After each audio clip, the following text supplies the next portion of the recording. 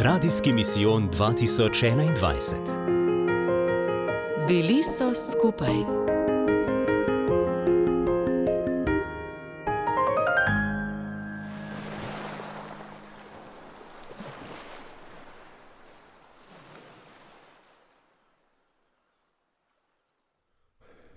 Gospod, ti vse veš, ti veš, da te imam rad.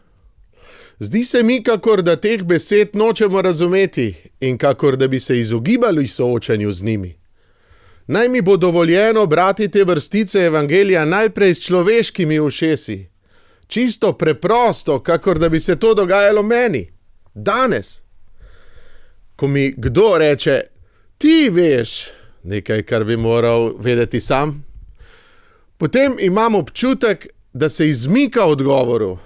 Je sam nezrel glede tega, kar govori, ali pa sam sebi ne verjame. In ob tem človeškem branju se zdrznem in vprašam, verjamem temu, kar govorim? Verjamem temu, kar molim? Verjamem temu, kar verujem? Beseda me nagovori lahko samo tako, da jo sprejmem res kot besedo. Ne kot zvenenje glasov, ampak v njeni polni vsebini. Smo v postnem času, prav mogoče je, da se naš post odbija spet po načinu, kako izstradati svoje telo, ter svoj duh preobložiti z novimi duhovnimi domislicami, ob katerih se bomo morda počutili uspešni. Pa res verjamemo v to? Jaz ne. Čistost Božje besede je eden od bistvenih namenov postnega časa. Morda je Cerkev to hotela izraziti tudi v bogoslužju, beseda namreč v postnem času postane spet živa in zaželjena, konkretna in učinkovita, svoj vrh pa doživi v velikonočni vigiliji. In takrat smo lačni besede, lačni Božje besede in zato beremo pri velikonočni vigiliji kar 8 beril, kajti beseda postane naš življenjski kredo.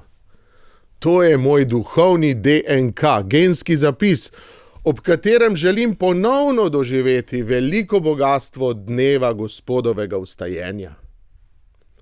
V tem bomo uspešni, če bomo pustili Božji besedi, da zaživi v nas v vsej svoji preprostosti in čistini.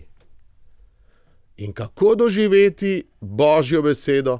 Kako preseči poslušanje besed in preiti k vsebini? Tako, da spet vzljubimo tišino, ki je dvojčica besede. Včasih smo v trenutkih vožnje z avtomobilom, sprehoda, sedenja v čakalnici ali mirovanja v karanteni zmogli tišino ali molili. Ta del našega življenja so zavzeli najrazličnejši brnilci in prikazovalci, telefoni in radijski programi brez vsebine. In kako naj bo postni čas tudi čas tišine? Kako naj ubežim temu, da ne bi besede, ti veš, da te imam rad, zvenele zlagano in prazno? Apostol Peter v tem povstajenskem srečanju z Jezusom ni blefiral, ni hotel z besednimi triki sebe izvleči iz zanke pogovora z Jezusom iz oči v oči. Peter je dojel, kdo je in kakšno je njegovo mesto, da je majhen, da je ubog, da je samo človek. Kako je to spoznal? Uberimo zelo preprost način. Če v Svetem pismu česa ne razumemo, si namreč lahko pomagamo tako, da preberemo, kaj se dogaja nekaj vrstic pred in po dogodku, o katerem beremo, in gotovo bomo našli vsaj kakšen namig.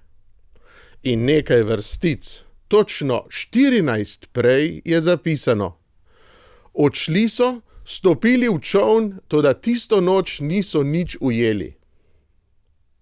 Spominjam se 90-letne gospe iz Dalmacije, ko smo jo z družino obiskovali, me je kot fantička, ki je rad lovil ribe, takole pogledala in rekla: U ribara mokre gače, za večeru ne zna štače. Kar pomeni, ko ribič na lovu ne ujame ničesar, je za večerjo zelo lačen. In res, ribičeva lakota je zares težka, njegov kruh je trd in strah pred tem, da ne bi nič ujel, je prisoten ves čas. Ribič se utrujen, resnično utrujen, s porezanimi rokami vrne z lova in njegova uteha je vsaj to, da nosi ribe za večerjo družini.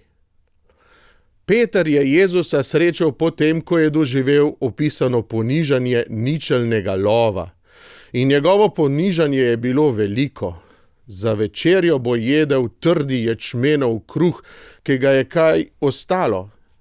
In ko se bo vračal z lova, se mu bodo znanci smejali in govorili: "Glej ga, toliko časa je zapravil s tistim sanjačem, da je še to pozabil, kako se lovi ribe." In v to razočaranje stopi Jezus in Peter se na besedo brata v veri apostola Janeza Jezusu navdušen približa. Prepričan sem, da je sprejetje tega razočaranja, ob katerem se ni zagrenil, pomagalo, da je Jezusa sprejel kot živega Boga in njegovo besedo sprejel v vsej resničnosti in zahtevnosti. Ni mu bo bilo več težko, da je pred Jezusom majhen in zmotljiv. Od Petra se lahko učimo. Meni se zdi, da moja cerkev vsako leto ujame manj. Nisem pa do sedaj opazil, da bi se bili pripravljeni iz tega pičlega ulova kaj naučiti. In tudi ne sprejemam, da je ta skoraj ničelni ulov Božja volja. Dokler bo šlo, slišimo, in ne kaže, da bi bili pripravljeni kaj spremeniti v načinu svojega delovanja. Bojim se ribičev, ki dobijo denar za to, da ne lovijo rib. Bojim se birmanskih slovesnosti, ki se jih veselimo, ker bomo enkrat za vselej opravili z veroukom in veroukarji. Bojim se cerkve, kjer ne moreš kupiti osnovnega orodja, brevirja in mašne knjige. Bojim se postnega časa, ki se konča s prerekanjem, kdo bo nesel bandero na velikonočni procesiji. In bojim se ljudi, skupnosti v preizkušnjah, ki se ničesar ne bojijo in si lažejo, da tako pač mora biti. Mar ni že čas, da stopimo s Petrom zadnjič v čoln? Ujeli tako ali tako ne bomo nič. Potem pa se opasamo in Jezusu pogledamo v obraz. Postni čas je čas trenutka praznega ulova, ki očiščuje, ki besede vrača v njihovo prvobitnost, izvirno resničnost in stori, da začnemo spet izgovarjati besede, v katero verjamemo. Zato potrebujemo veliko poguma. To so takšne besede, ki bi jih bilo dobro v svojih župnijskih občestvih jasno in v imenu resnice povedati tudi, če jih je težko slišati.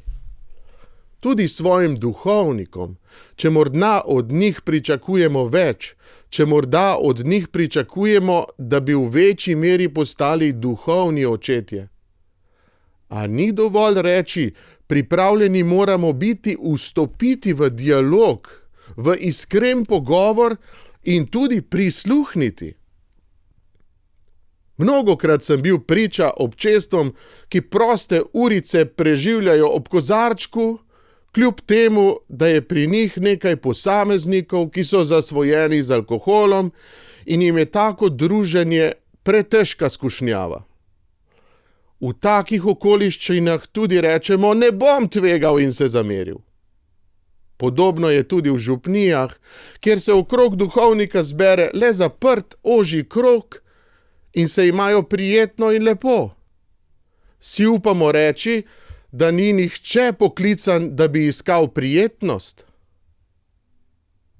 Pogovor med Petrom in Jezusom nas uči tudi, da v cerkvi nista dve vrsti ljudi, govoreči kleriki in poslušajoči laiki.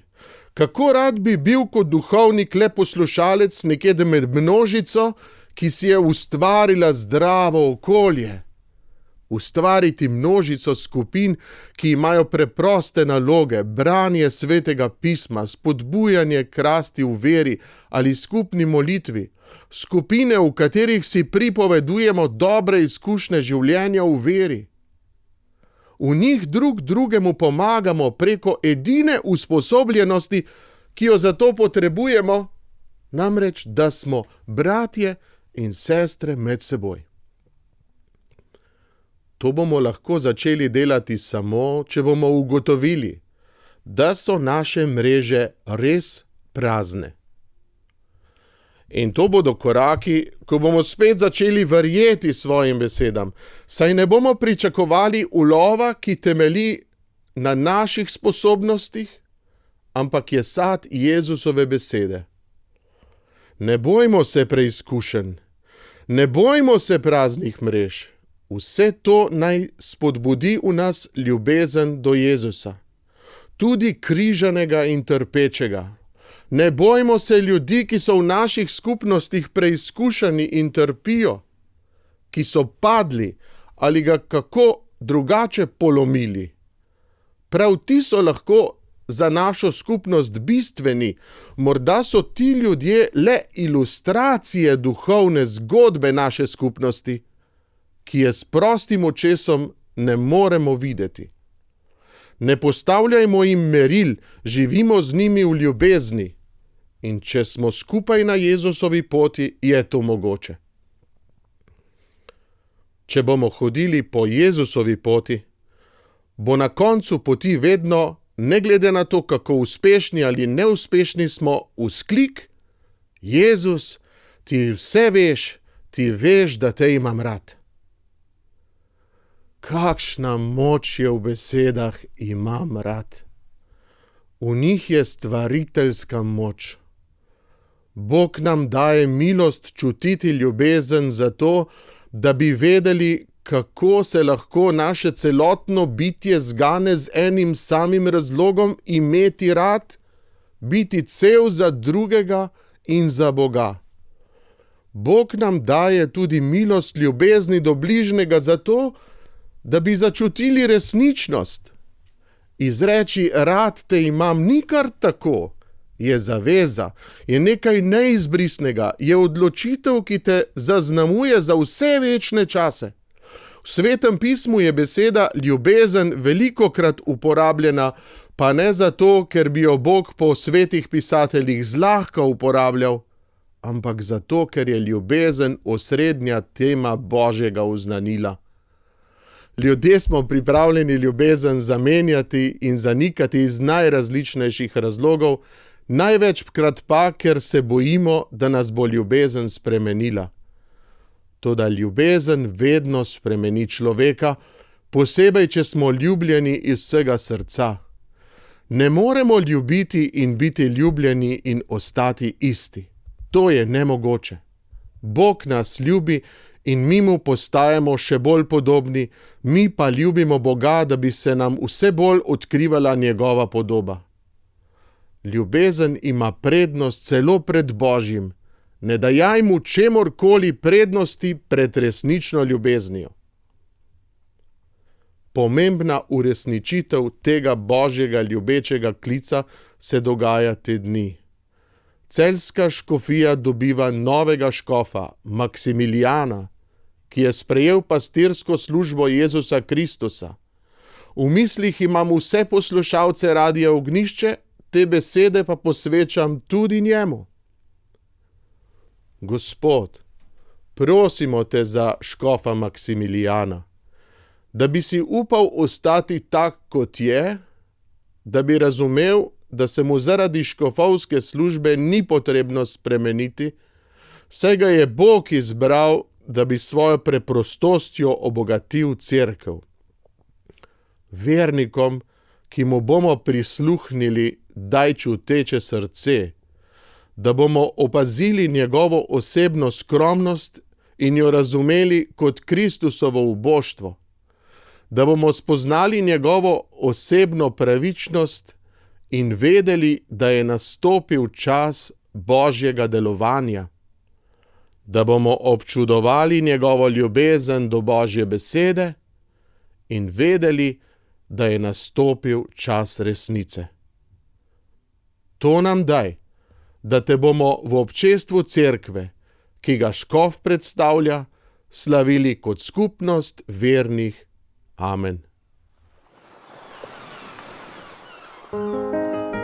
Radijski misijon 2021. Bili so skupaj.